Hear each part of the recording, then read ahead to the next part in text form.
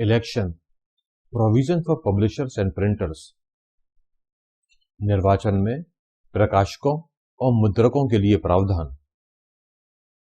Disclaimer, यह training material केवल election officials की ट्रेनिंग के लिए है। इसे भारत निर्वाचन आयोग की गाइडलाइन के रूप में मान्य न किया जावे। किसी भी तरह की संशय की स्थिति में भारत निर्वाचन आयोग की गाइडलाइन, रूल्स, लॉज को ही मान्य किया जावे। Learning outcomes. इस एजुकेशन वीडियो को पढ़ने के बाद पार्टिसिपेंट्स आरपी एक्ट 1951 के सेक्शन 127A को डिफाइन कर सकेंगे। वो यह भी एक्सप्लेन कर सकेंगे कि पंपलेट्स और पोस्टर प्रिंट करने के लिए किस तरह के रेस्ट्रिक्शंस हैं। वो यह भी जान सकेंगे कि पंपलेट्स और पोस्टर्स को आयोग द्वारा किस तरह से मॉनिटर किया जाएगा। डिफरेंट फॉर्मेट्स और प्रोफार्मास को भी जान सकेंगे और इसके अलावा वो प्रिंटर्स और पब्लिशर्स से रिलेटेड लीगल प्रोविजंस को भी समझ सकेंगे। आरपी एक्ट 1951 का सेक्शन 127A कहता है, लोक प्रतिनिधित्व अधिनियम 1951 की धारा 127 का कहती है, कोई व्यक्ति किसी ऐसे निर्वाचन पंपलेट अथवा पोस्टर का मुद्रण या प्रकाशन नहीं करेगा अथवा मुद्रित या प्रकाशित नहीं करवाएगा जिसके मुख्य पृष्ठ पर मुद्रक एवं उसके प्रकाशक का नाम व पता न लिखा हो। प्रकाशक की पहचान के बारे में घोषणा प्रकाशक द्वारा हस्ताक्षरित और मुद्रक द्वारा प्रति हस्ताक्षरित तथा दो व्यक्तियों द्वारा सत्यापित, जिन्हें प्रकाशक व्यक्तिगत रूप से जानता हो, 2 प्रतियों में जमा की जावेगी। घोषणा की एक प्रति प्रिंटर द्वारा दस्तावेज की एक प्रति के साथ भेजी जावेगी। मुख्य निर्वाचन पदाधिकारी को यदि राज्य की राजधानी में मुद्रित किया गया है, यदि यह जिले में प्रिंट हुआ है तो उस जिले के डिस्ट्रिक्ट मजिस्ट्रेट को। जिस दस्तावेज की प्रतियों को हाथ से कॉपी करने के अलावा मल्टीप्लाई किया जा सकता है, कॉपी की जा सकती है, फोटोकॉपी की जा सकती है, उसे भी मुद्रण यानी कि प्रिंटिंग माना जाएगा। निर्वाचन पंपलेट या पोस्टर का अर्थ है किसी अभ्यर्थी या अभ्यर्थियों के समूह के निर्वाचन को बढ़ावा देने या उस पर प्रतिकूल प्रभाव डालने के उद्देश्य से वितरित कोई भी मुद्रित पंपलेट और बिल या अन्य दस्तावेज या निर्वाचन के संदर्भ में कोई तख्ती या पोस्टर।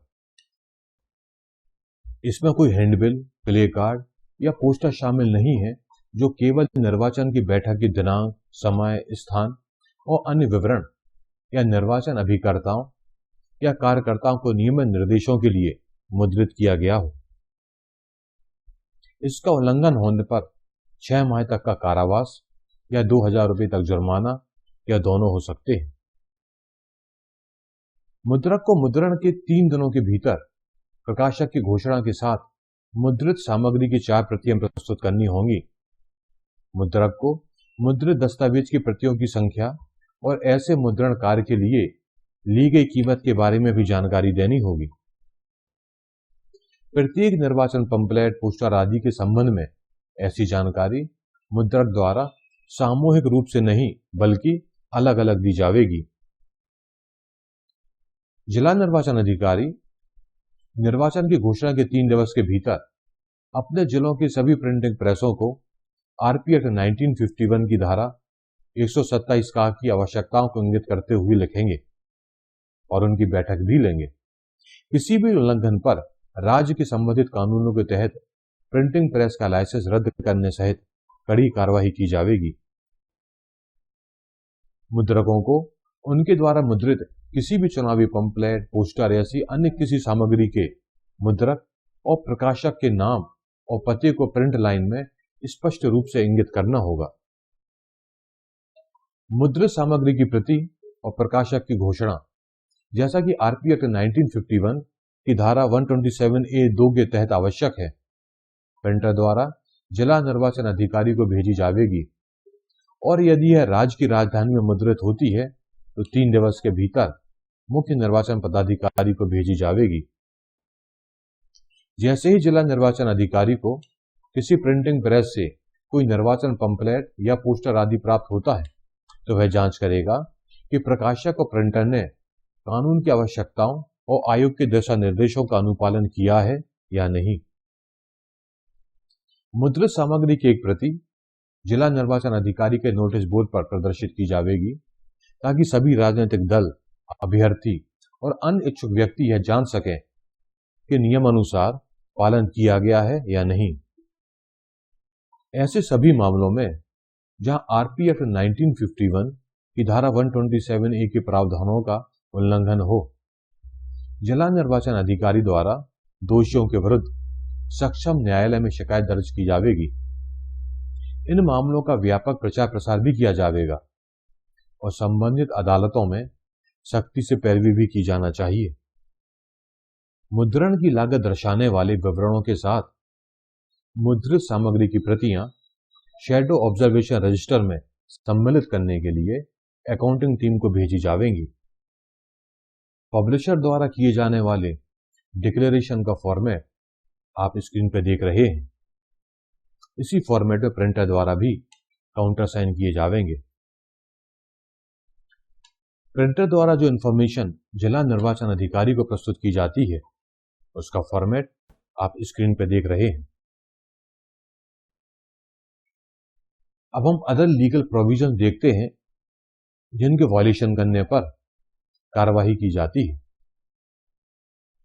आईपीसी 171(4) कहता है, illegal act in connection with the election, निर्वाचन के सिलसिले में अवैध सदाए, अभ्यर्थी के साधारण या विशेष लिखित प्राधिकार के बिना ऐसे अभ्यर्थी का निर्वाचन अग्रसर करना।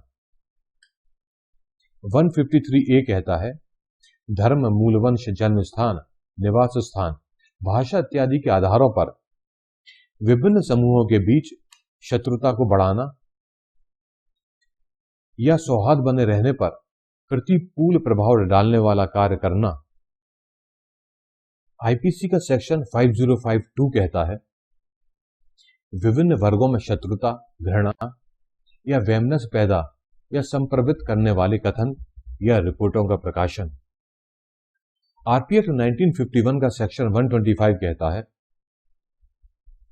निर्वाचन के संबंध में विभिन्न वर्गों के बीच शत्रुता संप्रवृत्त करना। निर्वाचन के संबंध में शत्रुता या घृणा की भावनाएं नागरिकों के विभिन्न वर्गों के बीच धर्म, मूलवंश, जाति, समुदाय या भाषा के आधारों पर संप्रवर्तित करेगा या संप्रवृत्त करने का प्रयास करेगा तो उनके खिलाफ उचित कार्रवाई की जाएगी।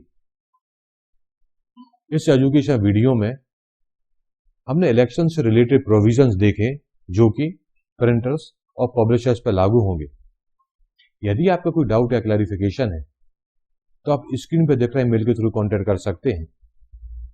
रूल्स एंड रेगुलेशन के दूसरे वीडियो देखने के लिए स्क्रीन पर दिख रही वेबसाइट पर विजिट करें। थैंक यू, धन्यवाद।